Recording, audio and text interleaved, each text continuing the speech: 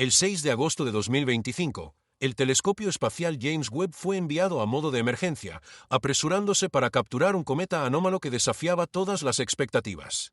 Los astrónomos habían anticipado una bola de hielo en desvanecimiento, pero los hallazgos de Webb sobre TRES y Atlas revelaron una realidad alarmante.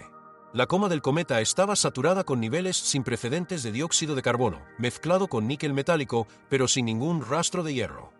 Los especialistas que iniciaron la anulación ahora reconocen que los datos son profundamente inquietantes.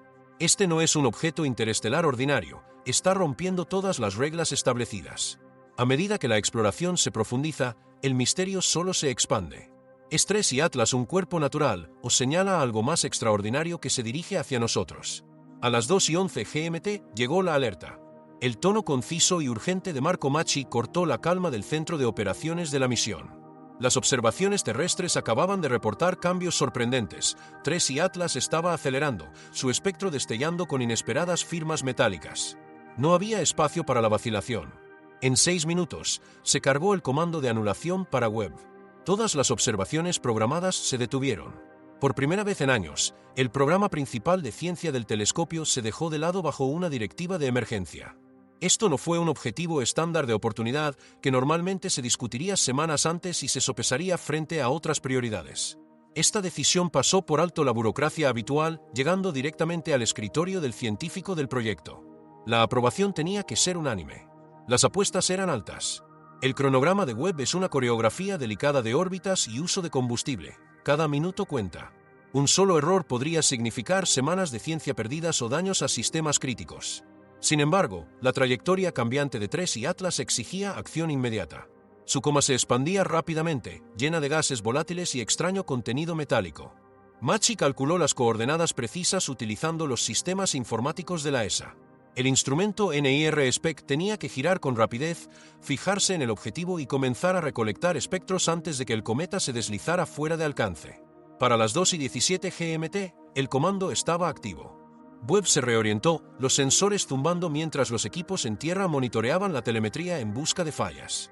Datos en bruto y sin calibrar comenzaron a llegar, suficientes para revelar a TRES y Atlas brillando intensamente contra el cielo profundo. El registro del turno apenas capturó el momento. Tu Overaid, TRES y Atlas, 6 de agosto, 2:17 GMT, NIR-SPEC. Pero detrás de ese taquigráfico resumen había una operación intensa sin margen de error. Menos de 4 anulaciones habían ocurrido desde que Webb comenzó su misión, y nunca para un objeto interestelar. La tensión persistió incluso mientras los datos fluían. El perfil químico del cometa destrozó las expectativas.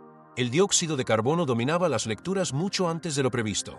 A una distancia de 6 unidades astronómicas, muy más allá de Júpiter, donde la mayoría de los cometas permanecen inactivos, TRES y Atlas ya estaba erupcionando gas. Las detecciones preliminares mostraban un brillo persistente. Gemini South confirmó colas alargándose días antes de que el cometa siquiera cruzara la órbita de Saturno, un comportamiento inaudito en el sistema solar, donde la actividad normalmente comienza más cerca del Sol cuando se vaporiza el hielo de agua. Aquí, el dióxido de carbono era la fuerza dominante, medido en 8 veces la concentración de agua por Webb. Esta proporción de CO-agua, 8:1, superaba ampliamente las lecturas típicas de los cometas de 0.7 y hasta el cometa interestelar 2/Borisov había alcanzado solo la mitad de eso. NIR-SPEC de Webb detectó la banda Nu-3 a 4,26 micrones, amplia, fuerte e inconfundible. El agua aparecía débilmente, totalmente eclipsada por la emisión de dióxido de carbono. Las tasas de emisión de gas confirmaban que la producción de CO era muchísimo mayor que la liberación de agua. El polvo era escaso, dándole a la coma una apariencia tenue y fantasmal, pero la señal del gas era irrefutable. Las comprobaciones cruzadas de Gemini, Hubble y SPHRX coincidieron perfectamente con los números de Webb, sin fallas de calibración, sin interferencias de fondo. Brice Boland, un experto en objetos interestelares, lo resumió así: cada uno de estos cometas lleva un mensaje de otro sistema estelar ofreciendo pistas sobre mundos más allá del nuestro a través de su luz y sus datos espectrales. Pero el mensaje de TRES y Atlas es extraño, un cuerpo que despierta en las regiones exteriores heladas, expulsando cantidades asombrosas de dióxido de carbono como una ventilación oculta en la oscuridad. La evidencia química apunta a un origen muy diferente al de nuestro sistema solar, quizá un mundo con poca agua, o uno donde el dióxido de carbono sea el material congelado dominante. También podría involucrar un proceso completamente desconocido por la ciencia, uno que podría redefinir cómo nacen los cometas y cómo finalmente mueren. La cola del cometa se expandió a un ritmo asombroso, dejando atónitos a los equipos que lo monitoreaban en tiempo real. En apenas días, se extendió por cientos de miles de kilómetros, impulsada por gases que no deberían estar activos tan lejos del Sol. La física no encajaba con los modelos establecidos. Las proporciones no se parecían a las de ningún cometa documentado, ni siquiera los más inusuales. Y cuanto más minuciosamente examinaban los datos, más cercas se volvían las discrepancias. Sin embargo, este no fue el descubrimiento más inquietante. Los espectros de Webb revelaron firmas que amenazaban con derribar todas las teorías sobre la composición de los cometas. Las líneas de emisión de níquel aparecieron casi de inmediato cuando el telescopio se fijó en TRES y Atlas. Inicialmente, los científicos sospecharon un error de calibración, un artefacto de los instrumentos o interferencia de rayos cósmicos. Pero las repetidas comprobaciones confirmaron su autenticidad. Las transiciones de níquel neutro eran claramente visibles tanto en las bandas ultravioleta como en las de infrarrojo cercano. Las mediciones eran inconfundibles. A 3.8 unidades astronómicas, la tasa de producción de níquel ya superaba los 10211021 átomos por segundo. A medida que el cometa se acercó a 2.85 unidades astronómicas, la emisión aumentó en otro orden de magnitud. La verdadera sorpresa no fue la abundancia de níquel, sino la ausencia de hierro. Incluso con el instrumento Hughes del Very Large Telescope operando con un poder de resolución de 80,000, el espectro no mostró ninguna señal de hierro en ningún canal. Los límites superiores eran contundentes, el níquel aparecía más de 40 veces más frecuentemente que el hierro. En todos los meteoritos y cometas jamás estudiados, el níquel y el hierro siempre aparecen juntos. Este caso rompió esa regla por completo. Normalmente, los cometas del sistema solar muestran una proporción de níquel a hierro cercana al promedio cósmico de aproximadamente 1:15. Incluso el visitante interestelar anterior, 2I/Borisov, se ajustaba a esa proporción. TRES y Atlas la desafió a una escala comparable a encontrar un anillo de oro sin cobre ni plata. Los equipos de espectroscopia tanto del Observatorio Europeo Austral como del Centro de Control de Webb escrutaron cada línea de datos, buscando contaminación, mala interpretación o interferencia del fondo solar. Cada verificación confirmó las lecturas. Las líneas características del níquel en 3,415, 3,524, 3,525, 3,769, 3,783, 3,870 y 3,858 angstroms se elevaban muy por encima del ruido, con una relación señal-ruido superior a 30 en los canales más fuertes. El hierro, sin embargo, estaba completamente ausente, ya fuera en el núcleo, la coma o la cola. Estudios de laboratorio insinuaban una posible explicación: el tetracarbonilo de níquel, Nico 44, una molécula altamente volátil que se vaporiza alrededor de 43 grados. Su formación en hielo rico en monóxido de carbono, combinada con níquel metálico y luz ultravioleta, podría liberar átomos de níquel al espacio después de que la luz solar descomponga el compuesto. Su contraparte de hierro, el pentacarbonilo de hierro, FeCO55, es mucho menos volátil, con tasas de formación lentas y firmas espectrales insignificantes. Esto podría explicar la ausencia de hierro, si, y solo si, el cometa se formó en un entorno donde el níquel era abundante y el hierro escaso. Ningún cometa de nuestro sistema solar ha mostrado jamás un comportamiento similar. El equipo del espectrógrafo de infrarrojo cercano de Webb registró estos hallazgos internamente como sin precedentes entre cuerpos ricos en volátiles. El misterio se profundizó cuando los patrones de movimiento del cometa comenzaron a sugerir una física aún más extraña. Los datos de aceleración llamaron la atención antes de que los análisis químicos estuvieran completos. Los analistas de Pan-STARRS que monitoreaban TRES y Atlas a través de su red telescópica notaron que su trayectoria se desviaba de las predicciones. En apenas 72 horas, la velocidad del objeto aumentó casi 12 y 12 m/s superíndice 2, muy por encima de lo que el calentamiento solar o los chorros de gas podrían explicar. La anomalía era inconfundible. Para un cuerpo de 11 kilómetros de ancho, esto era como ver un crucero ganar velocidad sin propulsión ni viento. Sus desviaciones no coincidían con la curva suave dictada por la gravedad, sino que mostraban saltos bruscos e irregulares superpuestos sobre la aceleración principal, como si un mecanismo interno se activara de forma intermitente. Se descartaron errores de software.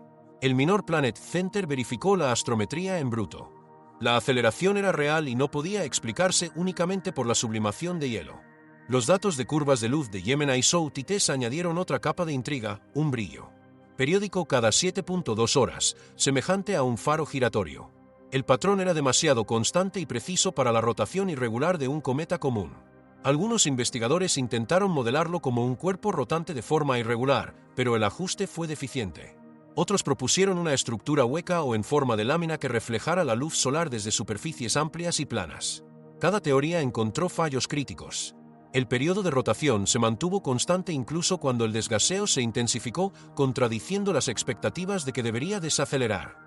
Observadores veteranos trazaron paralelos con Oumuamua, el anterior objeto interestelar que también se desvió sutilmente de su trayectoria prevista, generando años de debate. Sin embargo, 3 y Atlas era más grande, más brillante y producía una curva de luz más nítida, casi mecánica en su precisión. Las similitudes eran demasiado evidentes para ignorarlas.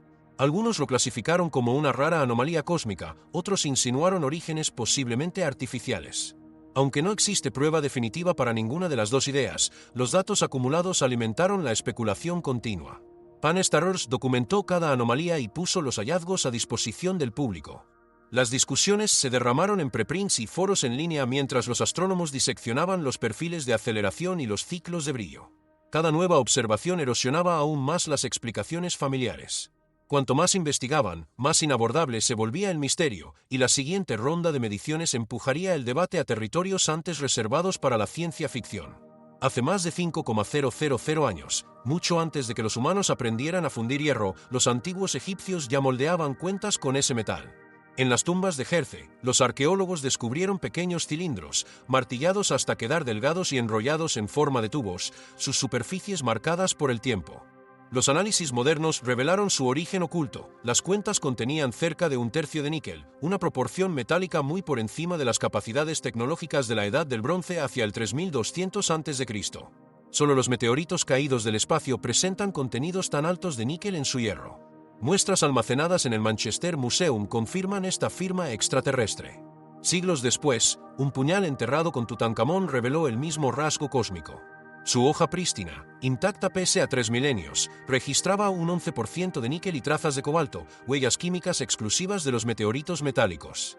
Bajo su superficie pulida yace el inconfundible patrón de Wimanstätten, bandas cristalinas que delatan un visitante de más allá de la Tierra.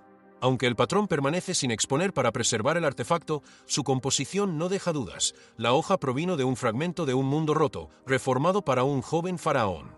Este fenómeno no fue exclusivo de Egipto. En todo el antiguo Cercano Oriente, los arqueólogos encuentran ocasionalmente cuentas y cuchillas enriquecidas con níquel, muy por encima de lo que la metalurgia terrestre podía producir. Cada una es un vestigio de un impacto antiguo, metal entregado no por el fuego humano, sino por una catástrofe cósmica.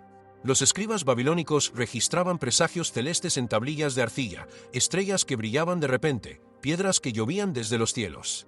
Aunque no mencionaban el hierro explícitamente, sus advertencias vinculaban el fuego del cielo con el destino de los gobernantes. Para ellos, el hierro del cielo era a la vez una bendición y un peligro, un mensaje de los dioses. El término acadio para hierro, ámbar, aparece indistintamente en listas de materiales raros y en rituales para alejar la desgracia celestial. Lydia Balm, historiadora en Heidelberg, estudia estos fragmentos no solo por sus palabras, sino por el patrón de temor que trazan a lo largo de generaciones. Cada vez que el metal descendía de los cielos, la civilización cambiaba. Los egipcios lo veneraban como hierro del cielo. Los babilonios escribían sobre piedras ardientes como presagios de guerra. Ninguno conocía la química, pero su asombro resuena en cada análisis moderno de hierro meteórico. La fascinación y el desasosiego de la humanidad por los objetos del cielo es profunda. Los astrónomos actuales utilizan telescopios, no presagios, pero las preguntas siguen siendo las mismas. ¿Qué significa cuando algo de más allá llega con una composición que nadie puede explicar? El misterio de 3 y Atlas parece nuevo, pero su resonancia se remonta a la antigüedad. El astrofísico de Harvard Avi Loeb no perdió tiempo esperando un consenso. Las características inquietantes del cometa, níquel sin hierro, aceleración creciente y patrones de luz inquietantemente regulares, lo llevaron a plantear una pregunta directa. ¿Qué mecanismo natural podría hacer que un cometa se comporte así? Separar el níquel del hierro requiere un refinamiento incluso en la Tierra. En la naturaleza, tal segregación es casi imposible.